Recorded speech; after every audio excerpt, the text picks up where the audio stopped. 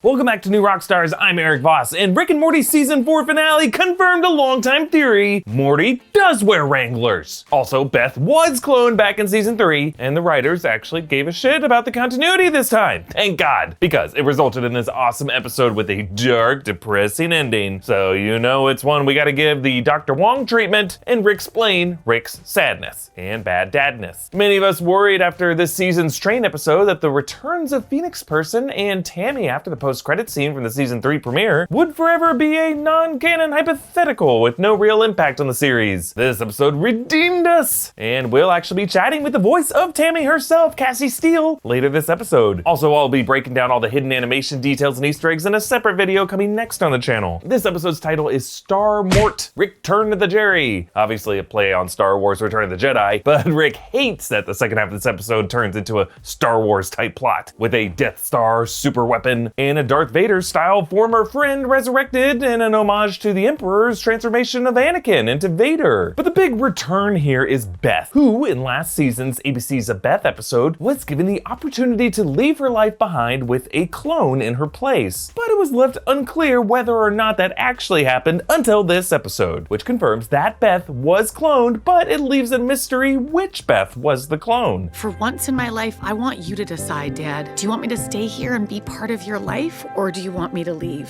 Ho, ho, big money, eyes on the lady, switcheroo. Now, the game Pocket Morty's promo suggested that Space Beth was Clone Beth, but you know, it's the mobile game, it isn't exactly on the continuity train with the rest of us. You could make the case for either Beth being Rick's true daughter, a badass space hero in a war with the Federation, check, or a self-hating housewife who drowns herself in wine, dude, check. Like, those are both good daughters that you'd both want to drop from a cliff. But the writers here have made it clear that we will never know the truth. Beth turned around and locked eyes with him and said, "Tell me what kind of daughter you would like me to be."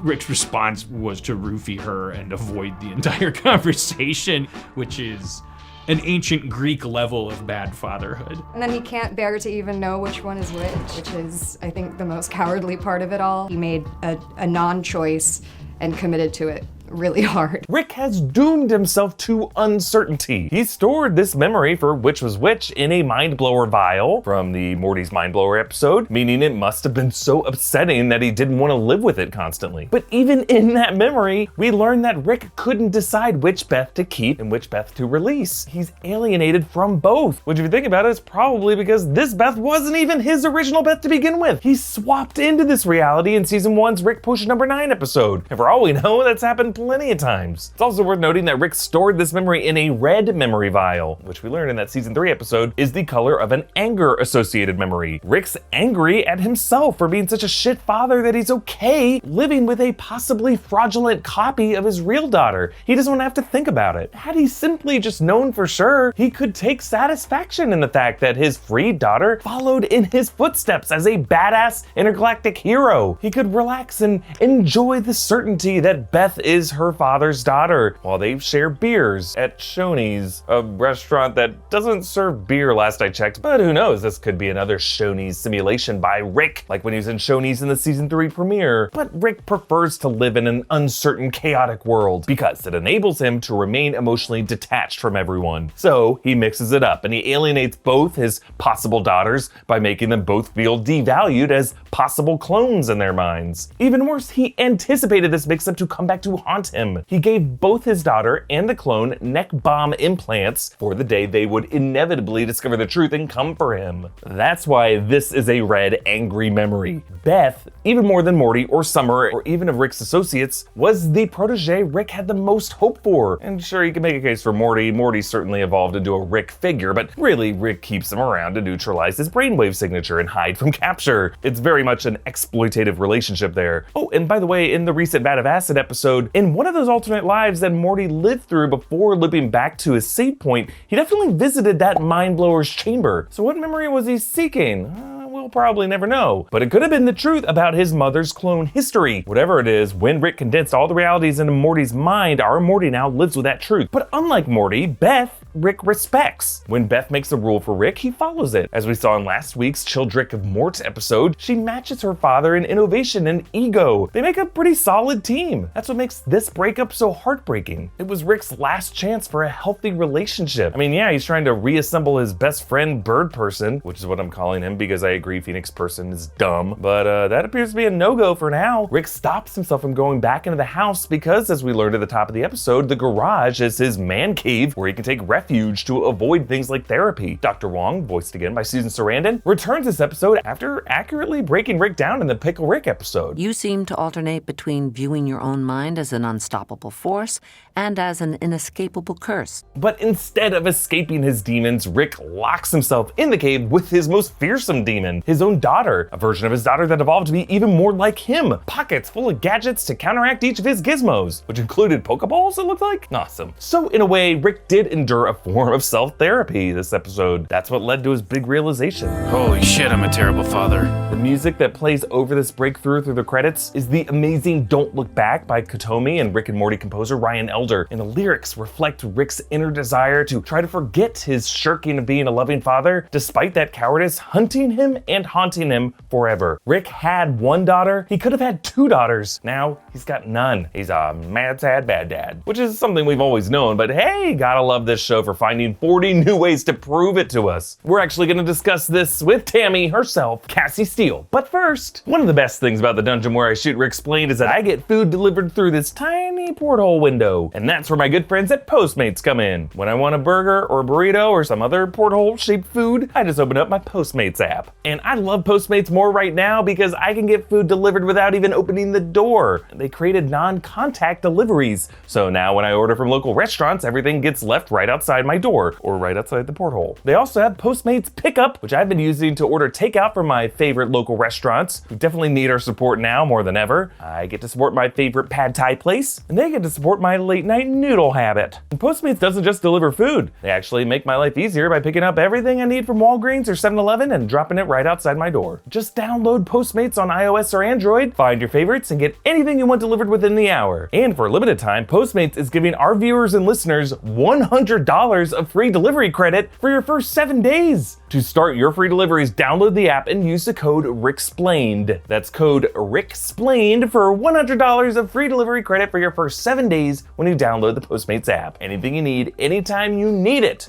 Postmate it. And we're back. Joining me to discuss this episode is actress and voice of Tammy herself, as well as Summer's other friend Tricia and a number of other voices on the show. In a lot of ways, what I really am is a deep cover agent for the Galactic Federation, and you guys are a group of wanted criminals, and this entire building is, in a certain sense, surrounded. Everybody, shut up! You're all saying different Summer, I want to your dad. Oh, really? Cassie Steele. Thank you for joining us, Cassie. Yeah, my pleasure. My pleasure. Well, we gotta pay our respects to Tammy, right? This is a great triumphant return for Tammy, but she didn't last that long. Yeah. Yeah. No, she was raised from the dead at the end. Yeah.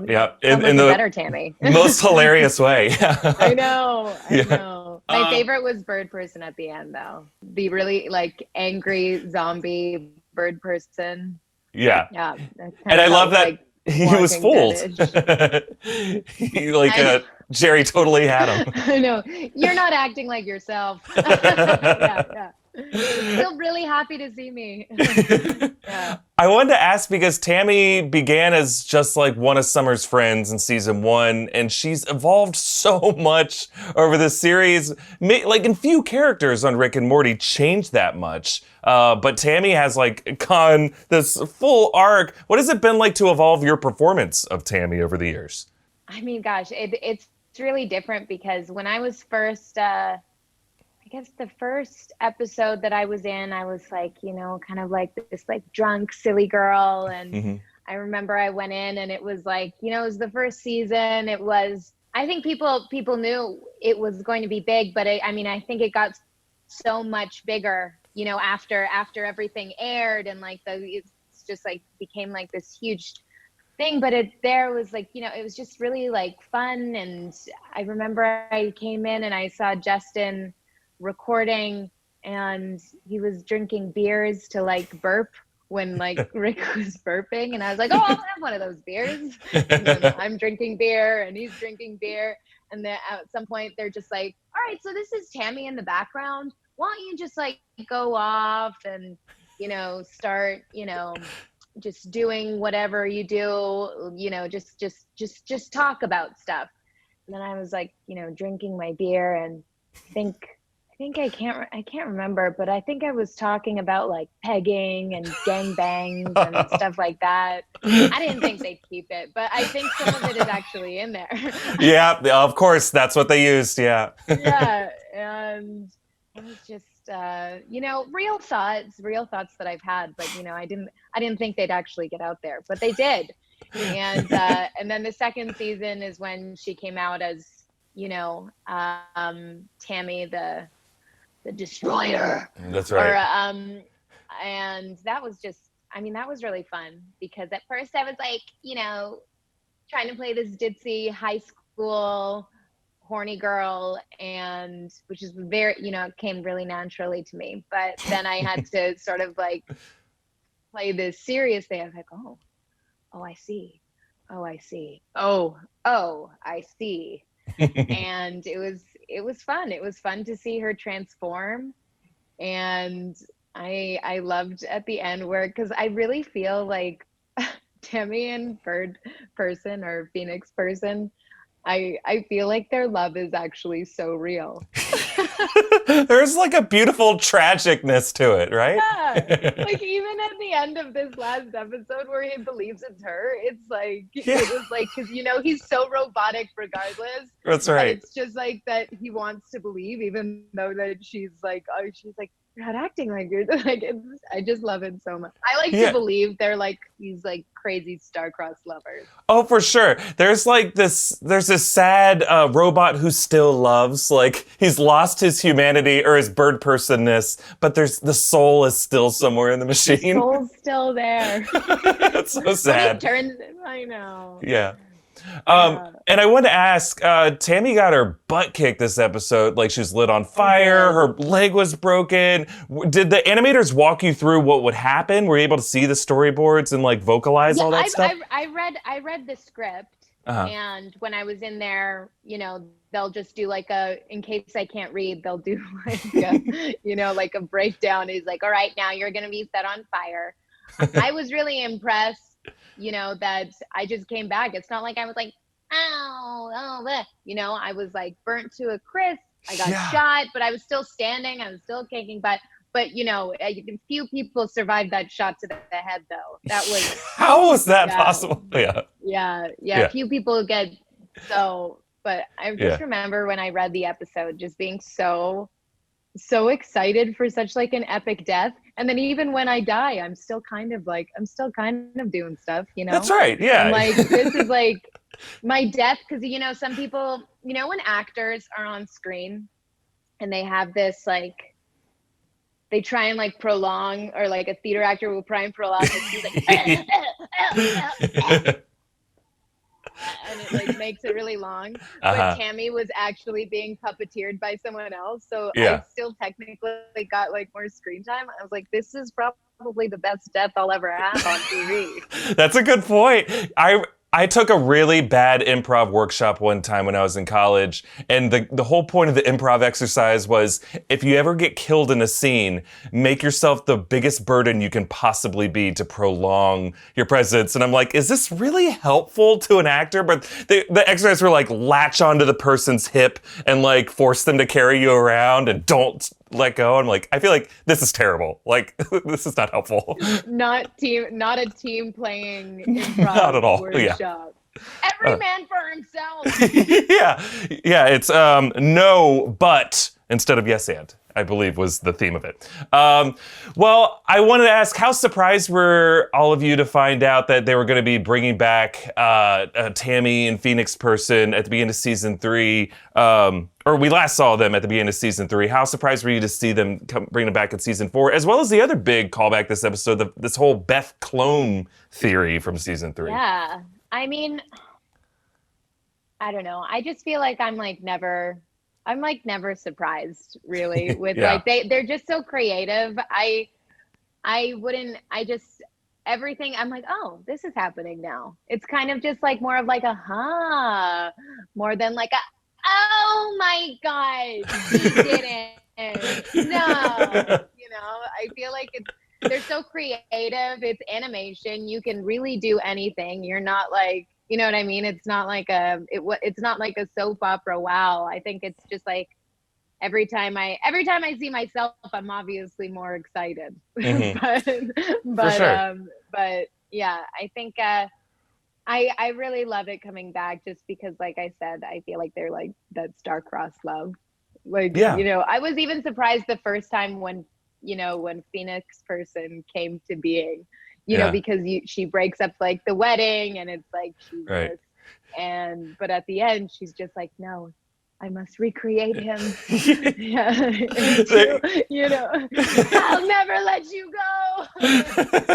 I do love that it's one of the few like romantic relationships on the show that like you could actually root for, and I hope even now it still could survive into the future in some way. Like no one's ever really dead on this show, right? Like people can come back. Exactly. Yeah, there's all kinds of respawning.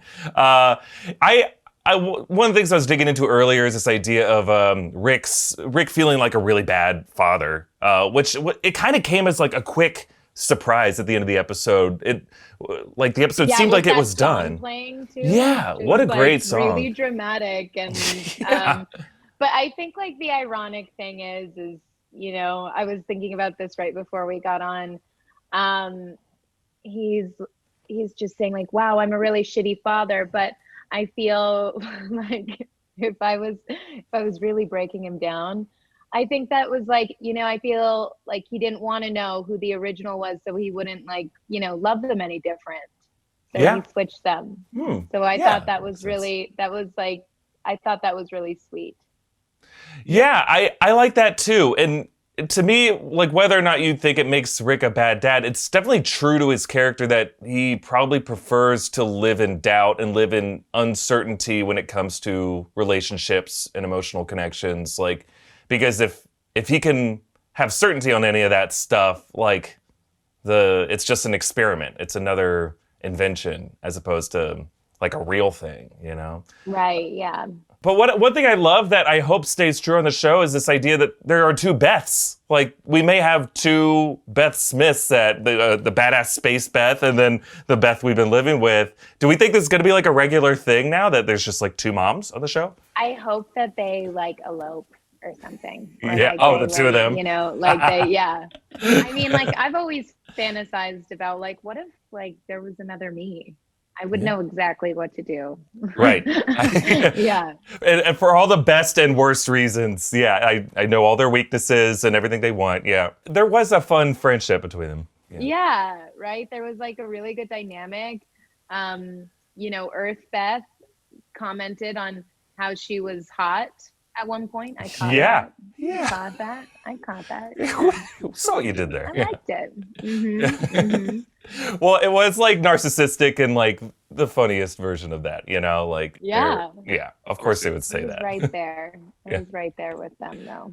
I really felt it. My favorite moment is still the end though, like after because I really felt like when he took the name tags or the names off the things, that it was actually not even like he didn't want, I feel like it was more like like I said, like he didn't want to know because he didn't want to treat them different or whatever. Is what but maybe he just didn't want to know so the burden wouldn't be on him. But I feel like, but then it's like, there are all these things like, his loyalty to Morty, and then, throughout the entire thing. And then also like he revives like half of Phoenix person and he's there and he's like, yeah, at least I, or what was the dying words before he shot me in the head that I thought was so funny? Oh, he said, you made me go to a wedding? You made me go to a wedding and they killed me. And like, also you killed my best friend. I should have said that first. Yeah, I mean, at the end of the day, it's never his like personal friendships that come first. It's always like his own pettiness. Like he hated that he had to go to a wedding. He hates that he has to do a Star Wars plot. Like that, he always comes first. And then he always feels sad about the fact that he has to put himself first, which is, what makes the show great. It's always these episodes that end with these sad, beautiful songs that we're always like, whoa, what did we just watch? This is deep. It was so great to hear your voice come back in this finale episode. Tammy's such a fun character, and hopefully in some way they can respawn her in the future, because it's been great talking with you and hearing you come up on the show. Yeah, thank you so much for having me. Yeah, I mean, it's so much fun doing the show. So, I mean, obviously it'd be fun, but definitely look out for my other characters. Maybe they'll turn into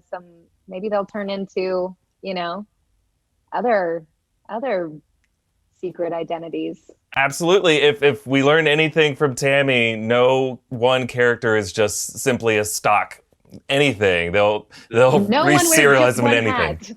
That's right. This is a very economical writer's room. They'll find new uses for everyone. Well, thank you so much again, Cassie. This has been such a pleasure to talk to you. Reminder to all of our listeners and viewers, you can get early audio versions of the show by subscribing to Ricksplained, wherever you get your podcasts. And you can follow New Rockstars on socials, follow me on Instagram and Twitter, and you can subscribe to this channel for more Rick and Morty breakdowns. A breakdown of all the Easter eggs, animation details will be coming up next on this channel. And we'll close out this week with our favorite joke from the episode. You made me go to a wedding. And you killed my best friend. I should have said that one first.